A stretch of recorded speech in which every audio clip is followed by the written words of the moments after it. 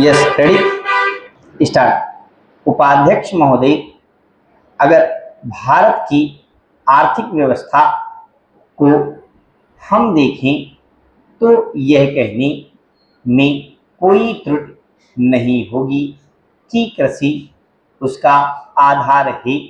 किसी भी देश की सामाजिक और आर्थिक स्थिति उस देश की भूमि की उत्पादन शक्ति पर निर्भर रहा करती है। यदि भूमि की उत्पादन शक्ति में कोई कमी हो जाती है तो उस देश की आर्थिक और सामाजिक स्थिति में भी कुछ परिवर्तन आरंभ हो जाता है। कृषि भारत के लिए एक अर्थव्यवस्था ही नहीं है, यह एक संस्कृति भी है। जो लोग आंदोलन में विश्वास रखते हैं, इनको पता ही होगा कि जितने भी आंदोलन इस देश में होते हैं वे समाज के नाम से, धर्म के नाम से, जाति के नाम से या राजनीति के नाम से होते हैं। ऐसे आंदोलनों में कोई भी समाज शामिल हो, लेकिन कृषि समाज उसमें शामिल नहीं होता है। उस आंदोलन के साथ कृषि समाज की सहानुभूति भी नहीं होती है। इसलिए यदि सभी बातों को ध्यान में रखकर हम देखें तो इस देश के लिए आवश्यक यह होगा कि हमारी संस्कृति की रक्षा के लिए और जीवन प्रणाली की रक्षा के लिए कृषि पर विशेष ध्यान दिया जाए।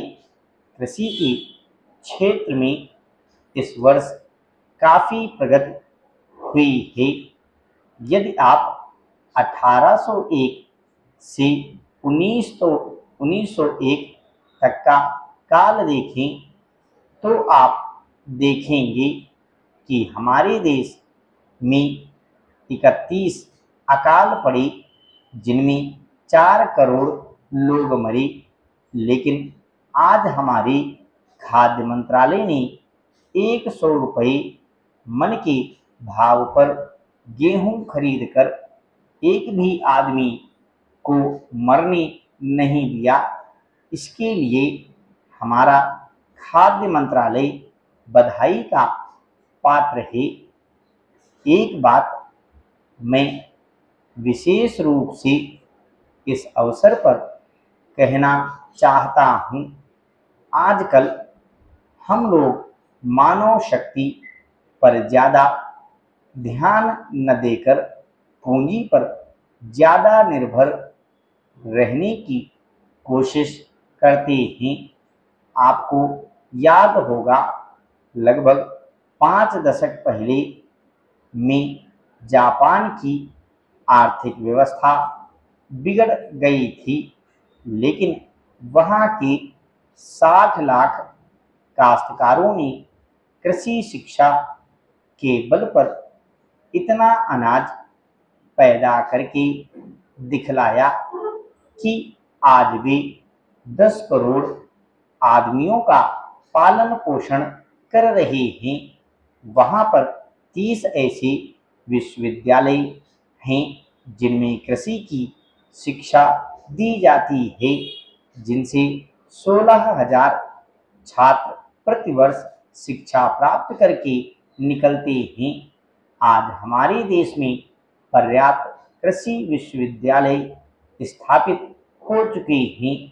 हमारे देश की 120 करोड़ जनसंख्या को दृष्टि में रखते हुए जापान एक बहुत छोटा सा राज्य है, शायद हमारे राजस्थान से कुछ ही बड़ा है।